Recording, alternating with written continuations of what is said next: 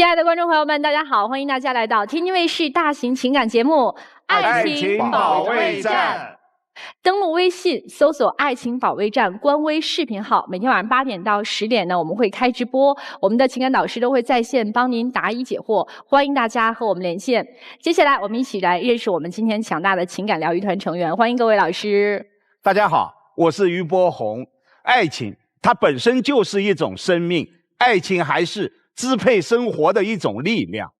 大家好，我是曹鹤阳，情感生活愈烦恼，打开电视看爱宝。大家好，我是莎娜。婚姻的终极浪漫呢，就是将平凡的日子酿成醇厚的美酒。大家好，我是雷鸣。在爱情生活当中啊，咱们只论大是非，千万别算小账。大家好，我是新唐米娜，愿大家相爱容易，相处不难。好了，那接下来让我们掌声欢迎今天来到节目求助的2组嘉宾登场，欢迎他们。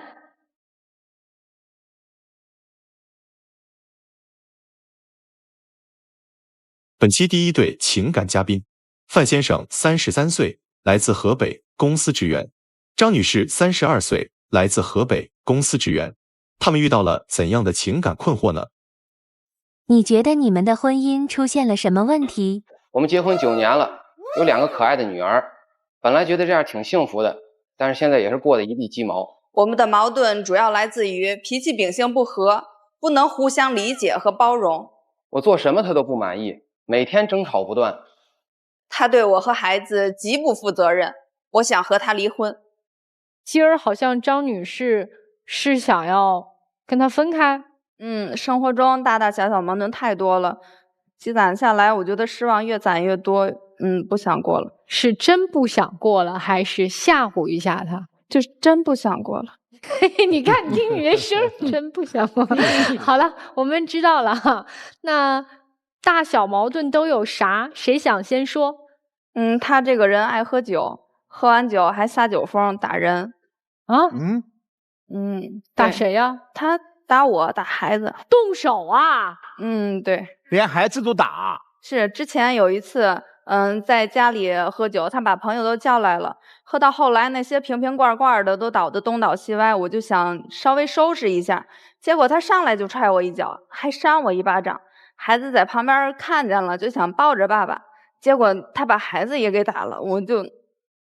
你姑娘，你舍得动手啊？咱不是说这些陈芝麻烂谷的事不提了吗？怎么就不提了呢？动手这事儿是能翻篇的吗？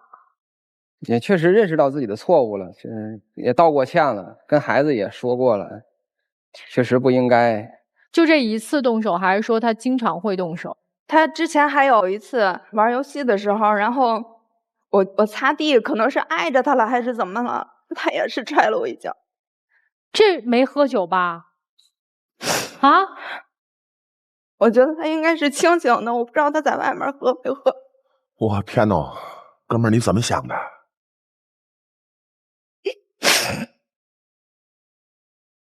所以动手不止这喝多一次啊？那次也喝了点酒，然后没有那么多。回家之后打游戏，然后他想收拾家务，然后正擦地，然后还说得下去吗？就还说得下去吗？就爱这还有什么可解释的呀？你自己都说了没喝多少，那就默认你根本就没喝多呀。你之前那些动手可以理解成你喝多了、断片了、无意识的，咱都往好听了说了，这回还说得下去吗？他之前还有就是大冬天的时候，他出去跟人家喝酒，然后到半夜了也没有回来，我就抱着孩子出去找，最后在绿化带里找着的。你说你跟那么多人出去喝酒，到最后一个管你的都没有，还得我就是拖拖拽拽的给你拽回家。冬天啊？对呀，大冬天睡在绿化带里啊？对呀。河北的冬天要真是绿化带里喝醉了醉过去，真完蛋，特别危险。不是应该得说幸亏是河北不是东北啊。喝酒这是个大问题，对吧？还有什么问题吗？还有就是如果孩子生病的话，因为孩子年龄差距小，如果老大生病了，老二会跟着也生病。就前2周吧，老大生病了，烧到40度，39度9，哎呦，老二就烧到39度8。嚯！我这是左边一个，右边一个，一晚上就光量体温了。如果过了38度5，我就得吃退烧药。吃过退烧药就2个小时量一次。老大生了5天病，接着老二又跟着连续了2天。这1周下来，他是大的也不管，小的也不管。不是孩子发烧时候他干嘛呢？就是我是觉得这个事儿，他自己能做完的事儿，我就没必要再去搭把手了，因为孩子那儿发烧了，你干嘛呢？我问你在哪儿呢？我也有工作，然后每天也挺忙的。晚上你在哪儿呢？晚上你也上班吗？晚上在外面应酬。你不知道你们家俩姑娘烧到40度了？知道。你还在外面喝酒呢？但是也得挣钱。你还说挣钱？他挣的钱我也没花着，家里也没见着。孩子小的时候奶粉见底儿了，我要去买奶粉，结果怎么也找不着那2万块钱了，我都差点报警，以为进贼了。他才跟我说是拿去充游戏里边了。平时这个钱我可能数也不是特别准，拿个300、500的，我就装作不知道就算了。他这2万块钱拿走，我也没钱买奶粉。充游戏了？对，我这一追究，前后后都充了20万了得。20万？什么游戏啊？我的天哪，这你不是一次性的，就是陆陆续续吗？对。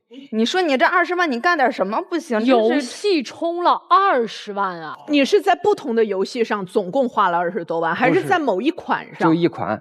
那一般来讲，玩游戏的人不会只玩一款的。没有，只玩这一个游戏。你们2个人加起来1个月的收入有多少？1万左右吧。20万也相当1年7个月。那他玩游戏的时候玩起来也顾不上管孩子吧？他哪顾得上孩子？之前有一次，我肚子疼，我说让他给孩子做个饭，他光顾着玩游戏了，就说你等你肚子不疼了，你再去给孩子做吧。就孩子饿着呗。对，结婚之前就已经跟你说过了，我这个游戏已经玩了很多年了，从初2开始玩的，一直到现在也得20多年了。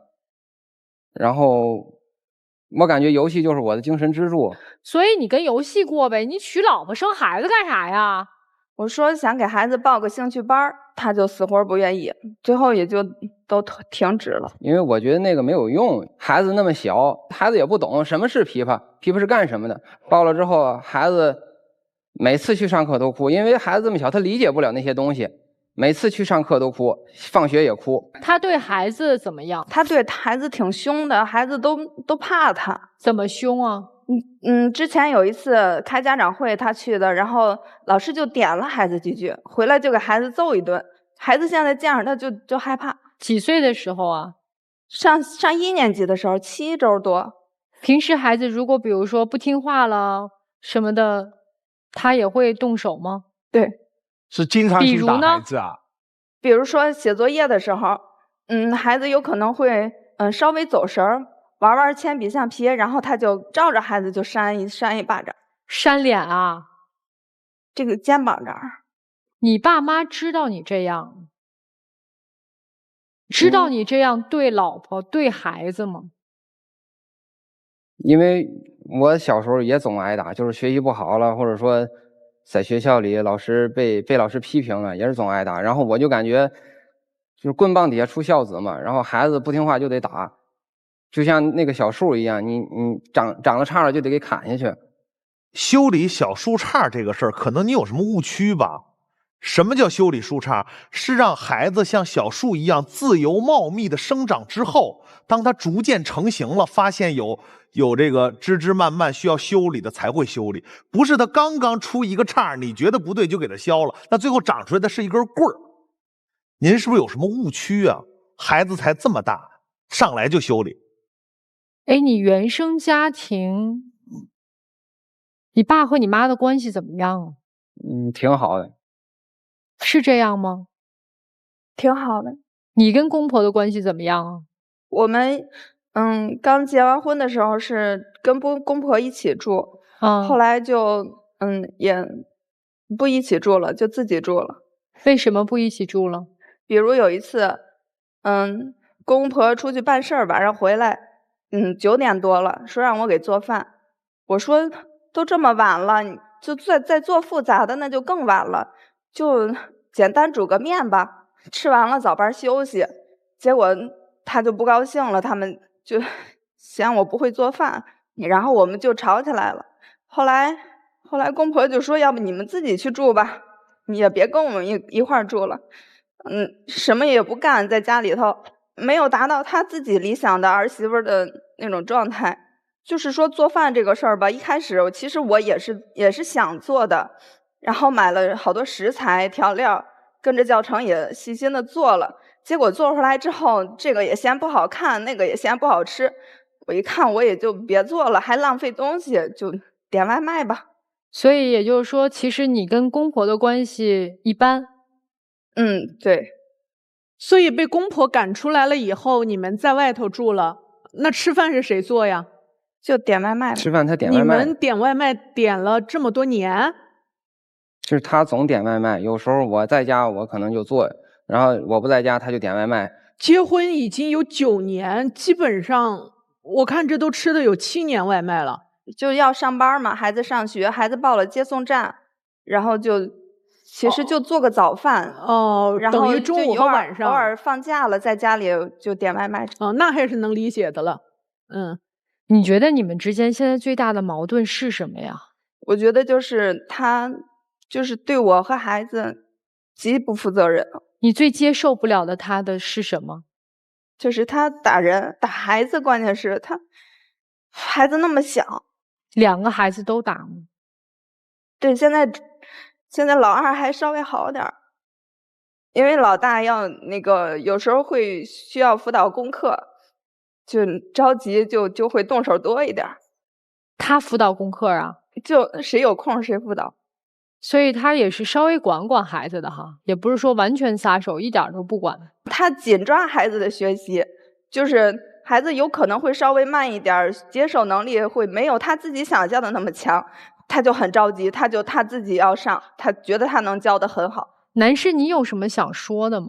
不满意的，或者对你的婚姻状态有不满意的，你有什么想说的？也别一直不让你说话。怎么说呢？每个人都有自己的缺点嘛。然后咱们也不能只看到我身上的一些缺点。那他的缺点是啥呀？你就比如说他不会做饭，每天就点外卖。之前跟我父母在一块住的时候还好一点，因为我父母做。然后现在就是出来住了之后，这些年基本上就是点外卖，中午晚上就点外卖。我要不在家的话，你说那个东西，第一费钱，第二它不健康，不光自己吃，还给孩子也吃那个。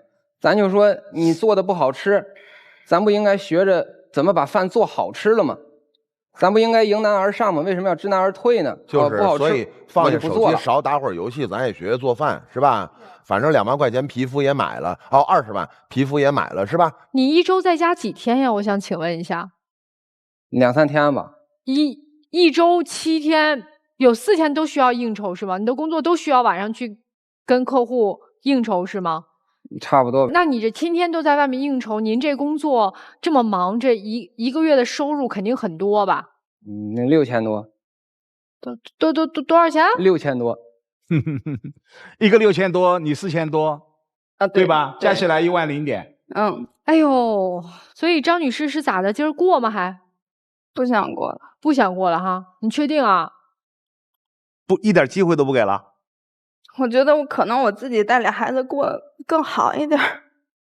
那就这样，我觉得这最大的事儿就这动手的事儿都摆在这儿了。你在男士现在看来，他就觉得哎，老黄历了，你别嘚嘚了，翻篇儿吧。但关键他不是这一次，下回打完再说。对，下次动完手你再说新的。对对对，所以那就接下来看看老师们怎么劝吧。一个男人2个孩子发高烧，竟然还在外面应酬，理由是他妈妈应付得了。你的孩子不是18岁啊，这么一个柔弱的肩膀，面对2个高烧的孩子，打个吊瓶都管不过来，还要拿药跑上跑下，你说你是不是自私？你们夫妻1个月的收入总共才1万01点，你竟然会在游戏里充值了20多万。理由是这是我的精神支柱。家是什么？家除了是我们温暖的港湾，也是我们的精神支柱。所以很显然，你没有把这个家当家，你一切的一切只有自己。没有一个女性在这样的婚姻状态当中能够游刃有余，在这样的婚姻状态当中，该爆发的要爆发。所以你现在要停止这种伤害，他对婚姻的伤害、对孩子的伤害和对你的伤害，所以你要做出自己的抉择了。谢谢。可以喜欢玩游戏，尤其从初二玩到现在，对吧？那大话我也玩过。就是我想表达的是，组建一个家庭是有责任的。你们俩都上班，对吧？两个人下了班回来才是共同这个家庭的一个时间。是，你可以觉得累一天了，我这游戏得玩，坚持下来这么多年不容易。但是你既然组建了家庭，你是不是要分一部分自己的私人时间给这个家呀？是。那这一点我觉得你做的特别不好。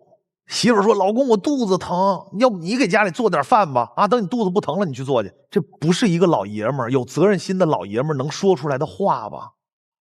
先甭管他会不会做饭，就是你不会做饭，冲这个话，你去煮点面汤，或者来疙瘩汤，或者网上现学一个，起码能让这娘仨吃口热乎的，总能做到吧？就冲这一点，我就觉得你俩没有感情啊，彼此的世界不需要对方。你们俩这矛盾最重要的一点就是动手打人这件事儿。两个女孩儿，可能您觉得棍棒底下出孝子也好，小树不修不直溜也好，但是你有没有想过一个问题，甚至孩子的妈妈有没有想过这个问题？这件事情上他打人肯定是不对，但是你不反抗，你有必然的责任。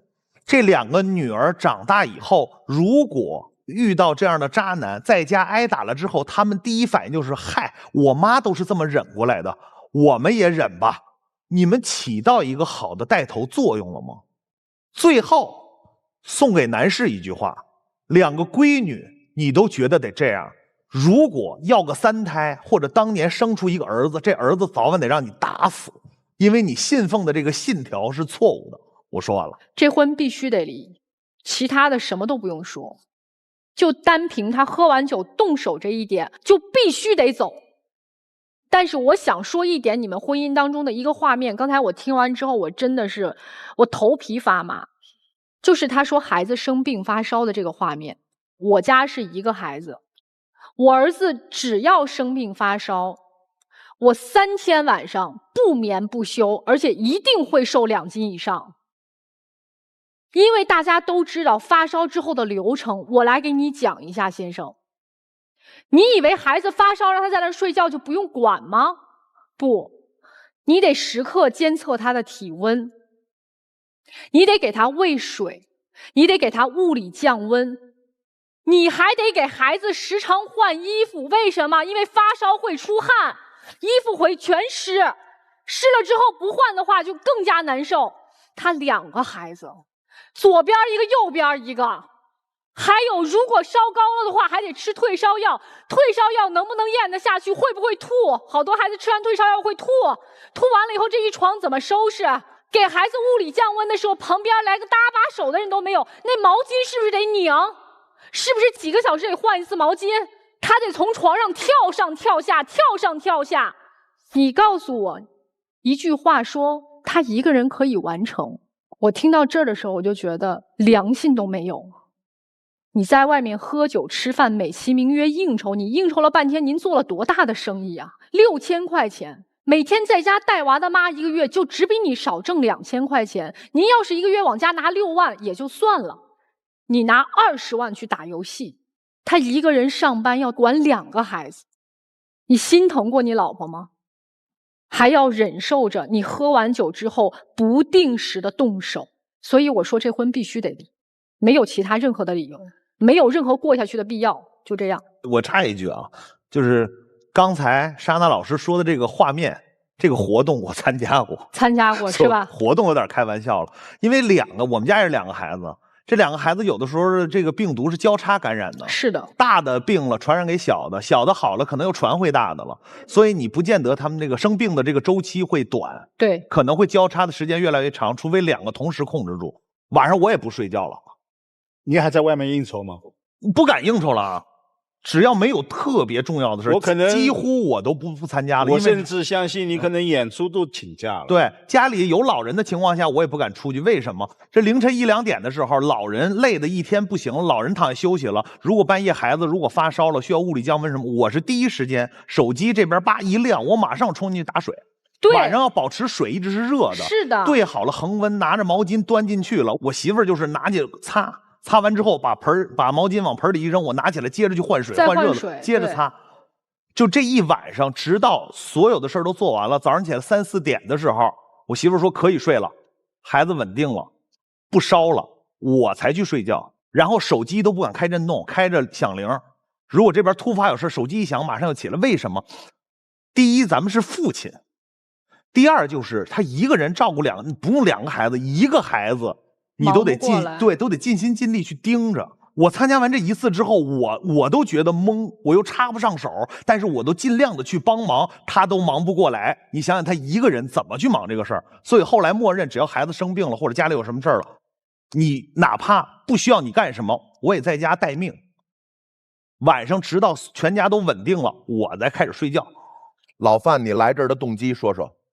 就是想看看还有没有机会去挽回这段婚姻。好嘞，现在你的2个女儿之一有一个女婿，打完了你女儿之后说：“老丈人呢？我做点什么，你能让你的女儿原谅我呀？”这女婿做点什么，能让你原谅他？可能做什么也原谅不了吧。给他出题就是给自己出题，你要连答题的诚意都没有，咱还废什么话呀？说说吧。给妻子道个歉吧，给妻子一个承诺，保证以后不再动手。做呀。以后保证不会再对你动手了。不够啊。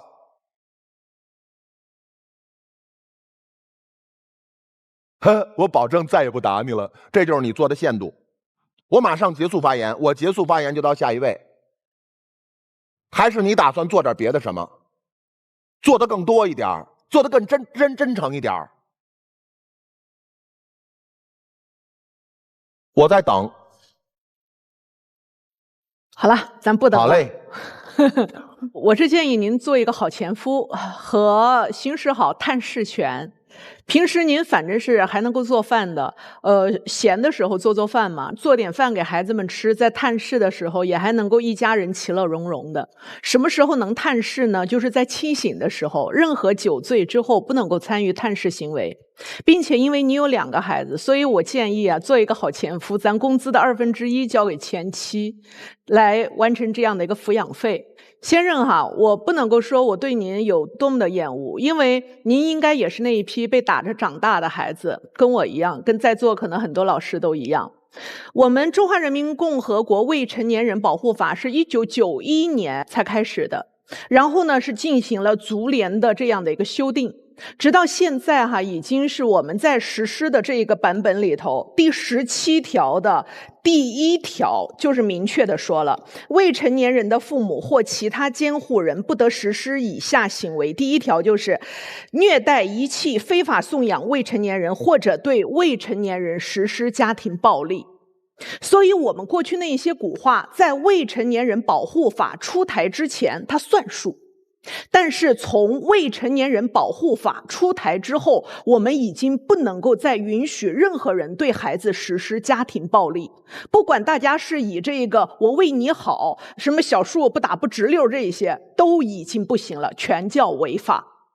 我刚刚不是说了吗？我们所有人都是在棍棒底下出孝子长大的，我们也是在新时代学做父母，我们也在学着不按老一套的方式方法粗暴地对待家人。所以如果您在您自己的原生家庭里头习得的是老婆孩子可以随意打，那么得改了，得克制，得学会理解现在的法律法规。怎么样能够证明您理解了和贯彻了？交给时间。好，那接下来我们请2组嘉宾交换位置。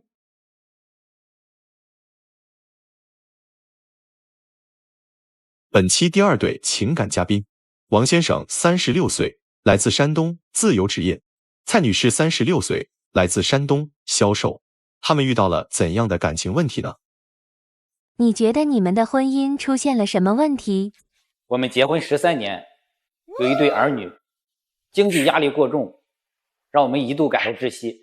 我们每天为了生活奔波劳碌，让我们感到身心俱疲。孩子们都快要步入青春期了，我们在孩子的教育方面也存在很大分歧。我们经常吵架，每天家里都弄得乌烟瘴气的。你们结婚多长时间了呀？13年。短片里面说天天吵架，这家里是乌烟瘴气的，是吗？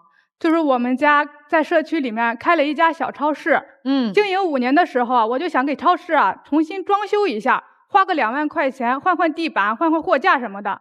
但是他就是不肯，我就把东西都买回来了。我想我买回来了以后，你总不能不付钱吧？但是他就是不付钱，而且他爸他妈轮番的来劝我，到最后我还是把这些东西退了，又损失了一笔运费。为啥不让换呢？本来这个小店吧，就是现在是老人在管，就他的想法和老人的想法是不一致的，你弄不好这些钱头上就打水漂了，所以我不同意。你不给他投钱，就想让他挣钱，那怎么可能？而且老用那种陈旧的思想来经营，根本就不行。不是，超市到底是谁的？超市是早期是我们2个人干起来的，后来把老人接过来以后啊，就老人在打理。明白了，超市现在相当于是给了父母，那你们2个人在干嘛呢？我现在干房产中介，然后先生呢？我暂时没有工作，店里忙啊，我就帮帮忙；不忙呢，我有时候出去跑外卖之类的。在花钱上，男士还是在家里面占主导地位的，对吧？你看这东西不让换，这就愣让您能退了。这个钱啊，现在是基本上我在管，为什么呢？因为那个我们刚结婚的时候，她怀孕在家，我的工资都交给她。孩子到了预产期的时候，我就说你把那个钱归拢归拢，咱回家准备生孩子了。但是她告诉我没有，全都花光了。最后呢，还是我妈妈出的钱回家生的孩子。所以从那以后我就说，你钱不行，你就给我保管，我帮你理财。我觉得他1个月3000块钱的工资也并不高。当时我怀着孕，吃的也得好，水果奶也不能断。偶尔的给家里买个生活用品什么的，再随个份子，根本也就是刚刚够。但是你10月怀胎以后，你得用这笔钱，你就是挤，你也得把这个钱挤出来。但你了解过这个钱的去向吗？那个了解，我对他也特别信任。他就是平常这个买水果啊、买肉啊，然后买衣服啊，这种花销啊，他比较大手大脚。说白了就是我手底下有多少钱，那我就花多少钱。对于这个金钱没有规划，对，是这意思吧？对。那你现在这房产中介做的怎么样啊？还可以。挣得多吗？不算太多，但是就是时间比较自由。我不工作以后啊，后来我们俩又开了一个那个小的面包房。前期我是想着让他先主导，因为他在面包房里他上过几年班。然后呢，慢慢的交给我。他是在烘焙学校学习过的，不是一点没有接触。正常来说不应该学的那么慢，他就是不承认他的懒。其实他那些东西完全可以学会的，我都给他每天发视频，让他多看书，他也不听我的。我在学校学了就是速成班，在学校的时候老师指导着我还能做，但是让我独立完成这个工作，我就会卡壳。那你既然做不了，你为啥要开面包房啊？他就是在结婚前几年，他是在面包房上班的。他在面包房上班，可是人家现在不是在干着中介呢吗？他的中介工作就是比较自由，有客户了我就去，没客户我就可以在这跟你干人工作，所以我就当时是这样想的。妈呀，你是要把你媳妇儿榨干了吗？他同意吗？他那会儿开面包房，刚开始我是同意的，就是我的想法就是以他为主，我是给他辅助的。但是后来干来干去就不是这回事了，就以你为主了。对，他就是什么都干不了。我有一次我在带客户，他给我打电话说那个单子整不了，我在这客户呢，我就赶紧忙完那个客户，又着急包火的给他把单子整了。所以我就那段时间我又弄孩子，又要看房子，还要给他弄蛋糕店，我就是特别累。是啊，这想想都挺累的呀。是，丈夫是不是有个习惯，超市开好了扔给父母了，面包房开起来了扔给妻子了？就是我们想的可能有点冲突吧。我想的前期啊以他为主，然后他带我，带一段时间以后呢，我掌握的差不多了，然后再以我为主。但是呢，我觉得他就特别着急，他就恨不得我马上就能接手。您觉得带多长时间算可以放手了？但是这个时间我没特别想。其实我们那个面包店已经开了8个月了，但是我还是不能独立的完成这项工作。8个月了，你都做不了面包啊！真是，哎呦我的天哪！所以我很懒，并不是有那么难学。不，面包它不，我给你，你会做饭吗？你会炒菜吗？不会。你还不干家务啊？不是不干家务，我干的家务其实挺多的。家里面你干啥呀？打扫卫生啊，然后孩子们的衣服、那个床单啊什么该洗该换的，其实我在家有时间我是都干的。关键是你有时间干吗？上一份工作辞职以后，在家我是感觉我干的挺多的。妻子是这样的吗？他1个星期也就干2回，我感觉。再问一个题外话，就你们俩人住吗？带着孩子？对。那孩子平时谁管呀？接送？因为我的工作比较自由，大多数都是我接送。你来接送，他就负责面包店呗，他还做不了面包。对，所以我就觉得我很累。有的时候我那看房客户就比较着急，2个客户碰撞到一个时间，我就让他帮我带看。客户最后和我们同事看房成交了，他才骑着自行车到，所以我也很生气，导致我也损失1单。我也觉得挺冤的。我正在家呢，给我打电话让我帮他带看，我着急忙慌下楼，然后那个扫码的电动车没找着，有个自行车，我就骑着去了。到那儿，我着急的也是出了一身汗，结果还是没赶上。你总以为一个电话让我立马到，我确实觉得这个我觉得是女士自己工作没安排明白。你是专业的房产经纪，你让他顶替你的工作，这在你们公司可以这样吗？可以，因为就是说他经常性的会帮我这种忙，然后我们就是店长嘛也都知道。明白了。其实你丈夫是有时间管面包房的呀。对，所以就是问题在这儿。我觉得他是有时间的，就是他太懒了，不想着是好好弄起来，而一有时间就刷那些视频没用的。我教了好几遍，他总是说学不会，学不会，就是不想学的问题，想学没有学不会。你俩在教育孩子上怎么样啊？我们家一共有2个孩子，大多都是我管的多。说到这里，还有一次就是我们老大学习成绩不怎么好，老师叫家长嘛，他过去了跟人老师怎么说呀？老师，那个孩子的学习您可以不用管，作业写不写也无所谓，只要把这个思想品德教育好了就行了。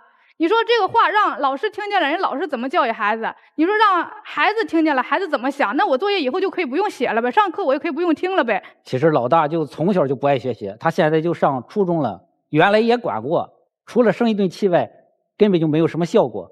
不学就不学吧，然后只要咱那个当个好孩子就行。老师说了，孩子稍微努力还是可以考个高中的，但是你就是不管。初中你就放弃了？觉得实在是带不动，每次跟他说的时候，就是除了着急，根本就没有效果。我能问个问题吗？您刚才说这个实在是带不动，妻子有没有带你丈夫的时候也有这个心情？实在是带不动。这说的时候心里不别扭吗？这事儿。孩子你带不动，那你媳妇带你也带不动啊。因为毕竟老大现在上初中了，我已经教不了他了，给他报辅导班，他是死活不去。他这个在这个方面就是教育上还就是学习上面还是能辅导得了，但是他都不去辅导。那老二咋样啊？就是比老大好一点儿，就是让他学他还学，老大确实是不学。但是我也觉得这个初中放弃有点早。所以我们现在大部分的精力都是放在老二身上。你觉得他对于孩子这个教育问题上啊，就让你最受不了的是什么？就你特别接受不了。就是有一次他洗衣服的时候啊，刷视频，然后我给他打电话，那个手机就掉水里了。他和孩子怎么说？说是妈妈给整坏的。那孩子就信以为真了，就过去跑去质问我。我给孩子怎么解释，孩子都不信我。他跟孩子不说实话是吗？对。哦。其实我就是给孩子开个玩笑，没有想到孩子会当真。那类似的事情还有吗？就是跟孩子在这睁眼说瞎话啊，就是开个玩笑的。还有一次是他的那个头盔自己找不到了，他就说是我给弄的，其实是孩子拿的，他都没看到孩子拿，他就说是我拿的，还冲我吼。而孩子在场吗？孩子在场。孩子什么反应？孩子光笑就不说话。其实说实话哈，这个问题都不是大事儿，但是积累在一块儿，我觉得我很累，而且我就觉得真有点过不下去了。因为孩子的问题我很头疼，确实学习一方面，而且那个蛋糕店我们头上的钱也不可能不干，我也都得以我为主，我的那边中介也不能扔，而且现在挣钱说实话也挺困难的。我也感觉孩子还要报各种辅导班儿，就是压力很大。我就感觉他一点就没有责任心，就是把这些事儿他都想不到。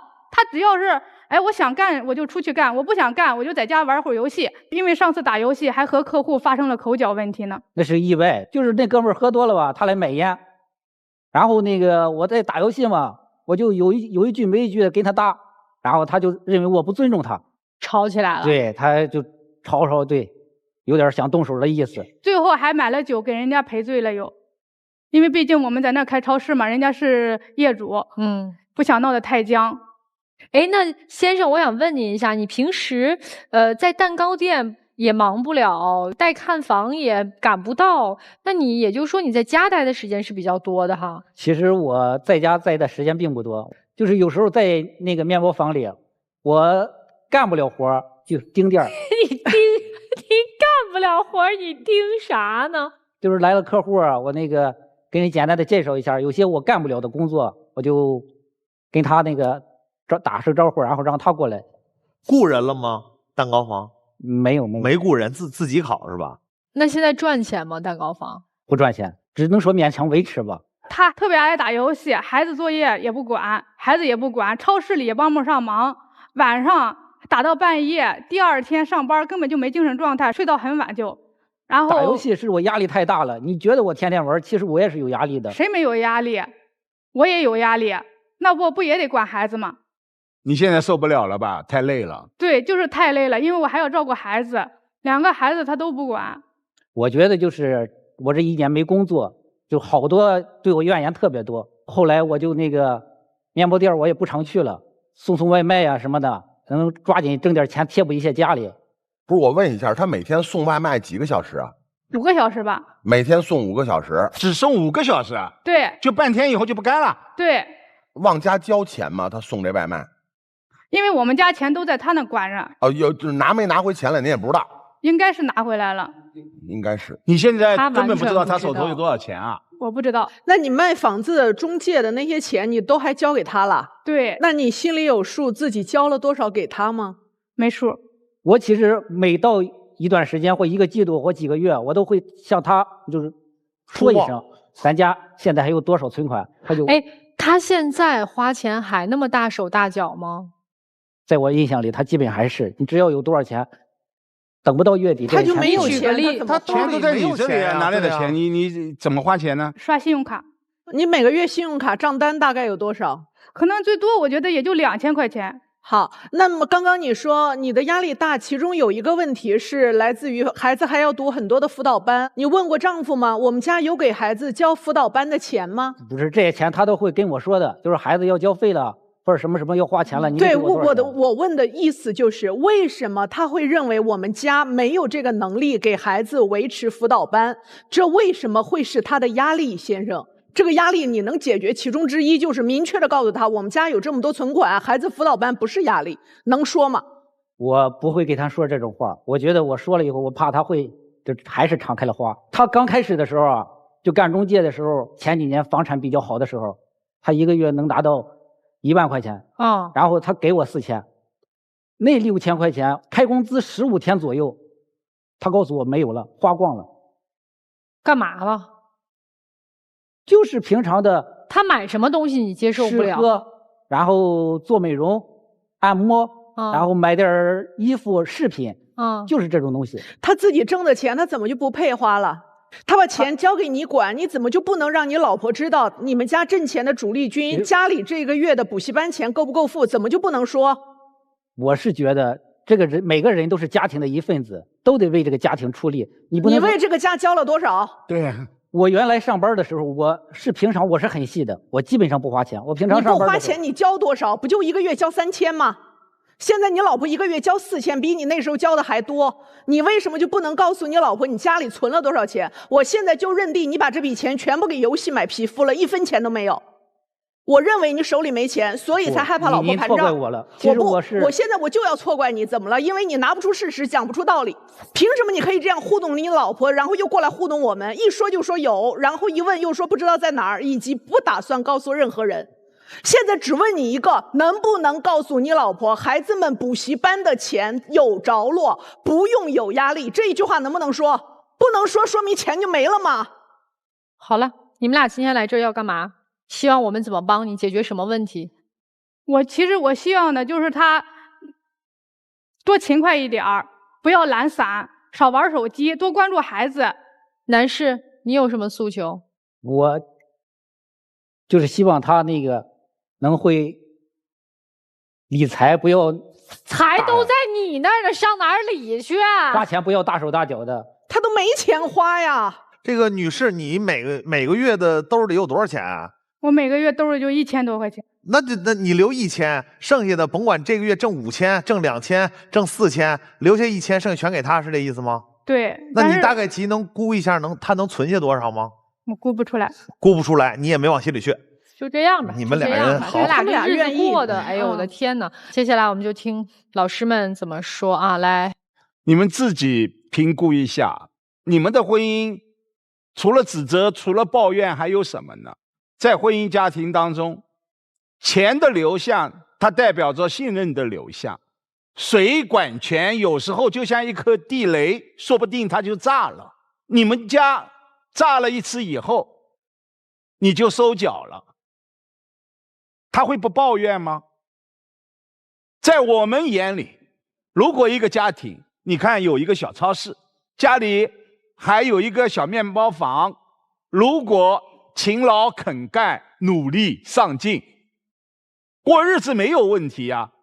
为什么会过得像你们这样的冰冷的呢？老爸老妈管超市，赚的钱是不是在你这里？你实说，是不是在你这里？对吗？任何东西可以学呀，学做面包不难呀，只要勤劳呀。你有吗？所以真想不到，本来可以热气腾腾的一个家庭过成一地鸡毛。我认为主要责任就在你这里，你不要指责他乱花钱，他还是有分寸的，你没有分寸。所以做丈夫的今天，你如果说自己还不醒悟，还浑浑沌沌的认为只是他乱花钱，那这场婚姻过不下去。谢谢。就是懒啊。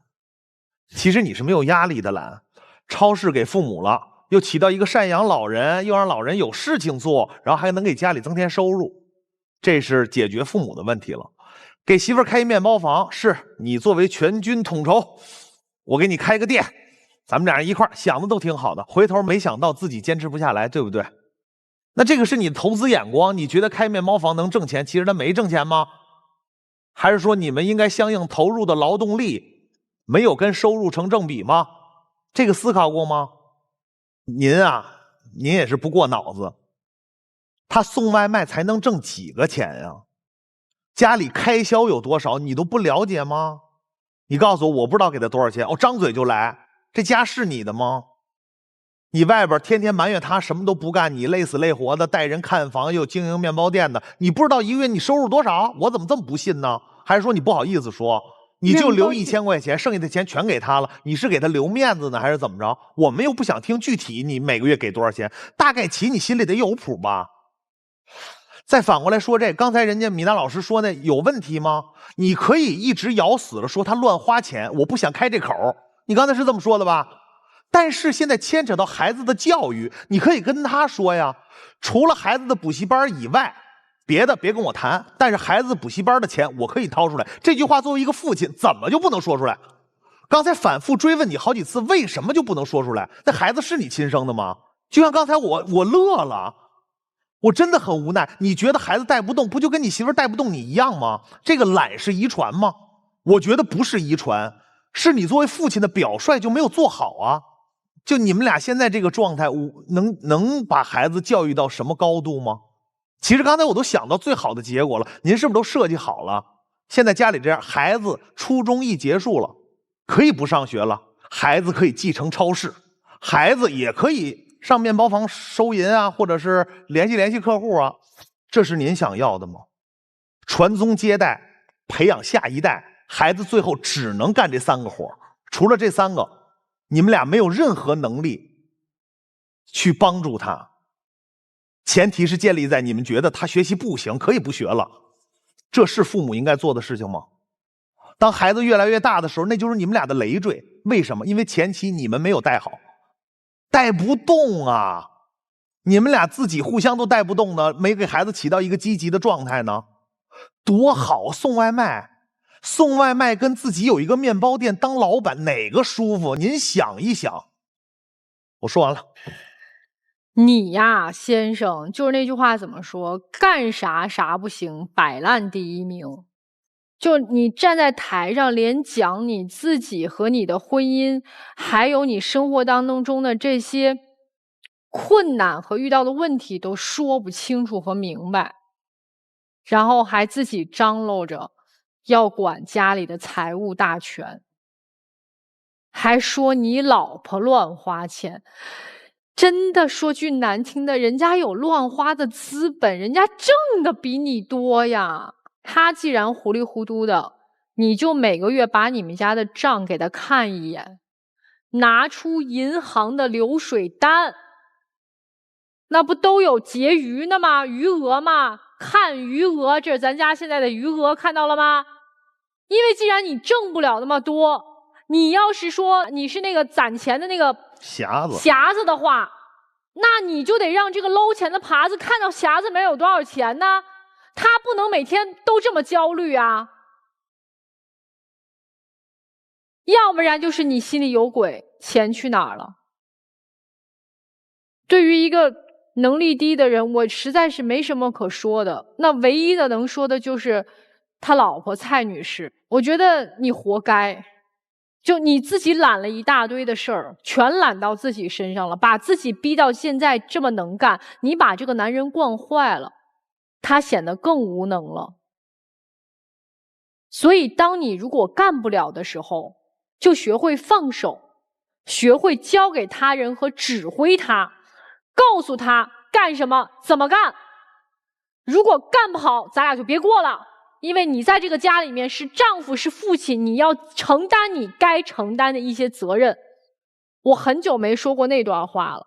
以前我说这个女人强起来呀，说如果煮饭洗衣我一肩挑，孩子工作我两手抓，修灯通管道我可以找师傅，家务卫生我可以找小时工，出门有滴滴，饿了点外卖，你回家只是看电视打游戏吃饭睡觉，那我结婚找老公要干嘛呀？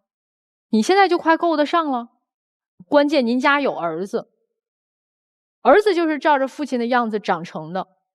如果不希望你的儿子成为废物的话，你就撒手吧，啊，就这样。我认为老王很棒。好，这个老王啊，已经实现了全人类的梦想。啥梦想啊？全人类的梦想不就为发明一个 AI 机器人摆自己边上，伺候我吃，伺候我喝，出去打工赚钱给我花。那个蔡女士，我认为您比一般的 AI 能干。一般的 AI 也就一个专业，你说是房产中介，你说是做蛋糕，你都行。而且你是真不逼着他知道钱在哪儿啊。在技术层面，您用了13年啊！你要知道，语数科技用了多少年，他那机器人都不能做饭呢，他还能做饭！我的天哪！我们全人类所有的科学家在努力，就为想做到您花了13年做到的事儿，您知道吗？这叫能力差。我厉害，我认为你很棒，真的很棒。我认为啊。你是羡慕人家是吧？不是啊，你信不信电视机前有多少人就在正在羡慕你？瞧人这日子过的，是吧？老王，你看，你别瞪眼啊！我是真佩服你啊，而且我还支持你啊！一定有多少钱不能让老婆看见，你知道为什么吗？好多需求来自于知道，他要不知道。他不惦着哦，咱家有多少钱我都不知道，我惦着什么呀？你能给娃一兴趣班，报一补习班，我已经感恩戴德。你要真让他知道，2个结果。第一个结果，咱家钱呢，那 AI 可就有自主意识了，那天网就该来了，该跟你拼了。钱呢，这是第一种结果。第二种结果，我勒个去，这么多呢！我花了13年就想给娃要一补习班啊！原来你手里摁着上万个补习班的钱呐！那个时候我跟你说，不能让他知道啊，不能让他知道。那个蔡女士，我刚才说这番话您听懂了吗？哎，起初是我最生气，但现在我不气了，因为我忽然想明白了一件事儿。第一个呢，是你老婆真爱你。无论你怎么着，我们忍不下去，但她忍得了，对吧？一个女人，你说她如果说我不知道补习班钱在哪儿，我直接这个月钱我不交了，我直接给儿把补习班钱给结了，不就完活吗？她不，她必须得交给老公，再问老公有补习班的钱吗？假如性别一倒错，您是一个女的，那么这个事儿没有一个人会活你，大家会觉得，哎呀，老公在外挣钱嘛。交钱给老婆嘛，老婆要在家守好家嘛，老婆要在家管好娃嘛。没有你老婆在家里头守夜，你怎么有时间出去？又是搞中介，又是搞蛋糕店，对吧？假如性别一倒错，你是老公，他是老婆，这个就完全合情合理，我也没啥好气的了。然后最后第三个哈，我得说为什么他一直按着补习班的钱他不说，是因为他认为孩子没必要上补习班。为什么孩子没必要上补习班？因为这是一个真的很爱钱的人，9年义务教育以后上高中都需要花钱，上中专也要，所以最好考不上。然后9年义务教育之后就可以回来到蛋糕店啊、超市里头当小帮徒了。对，所以一定不要给我们的孩子花钱补习班，这就是死活不告诉你钱的原因。这就来自于一个目光短浅的家庭主妇在告诉自己的丈夫，我们家没钱，和摁死也不说有多少钱。揭谜了。好了，那接下来请2组嘉宾回到门后，考虑一下是否会出来。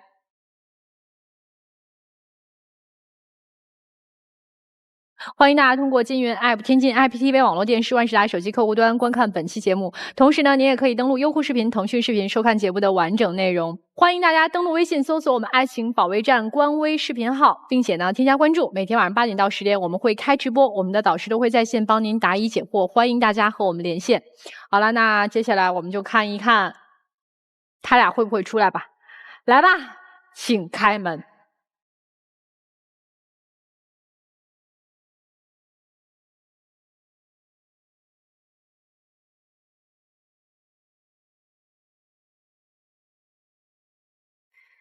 这只是在舞台上的一个暂时的结果。接下来不管怎么样，我觉得一个人要懂得反抗。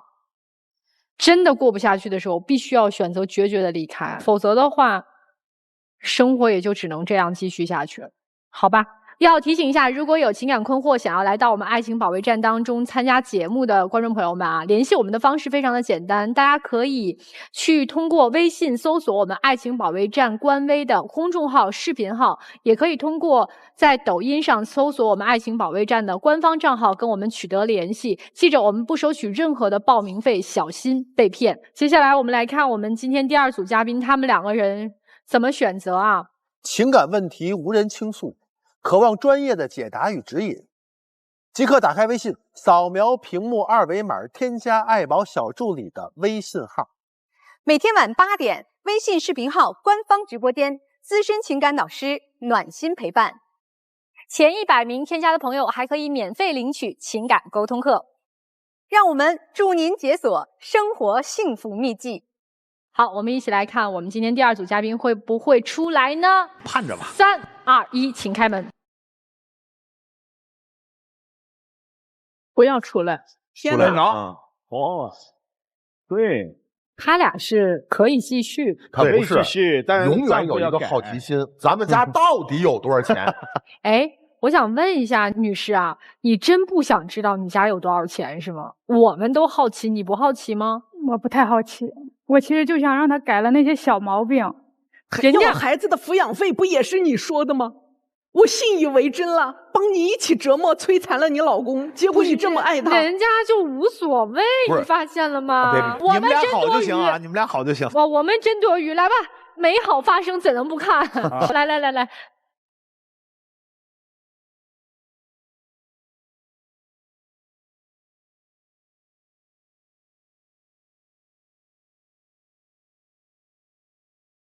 请亮灯。对媳妇儿好点哈，老婆又漂亮又能干，还这么爱你。丈夫的这个懒真的改一下。我一定接受各位老师的批评，回去把账都给他。交钱了，交全。关键他老婆我不想知道多少钱。我看了数字也记不住，但是一定要辅助好。祝你们幸福啊！希望你们的孩子健康快乐的成长。谢谢你们来到我们的节目，谢谢。谢谢各位老师。谢谢见老师。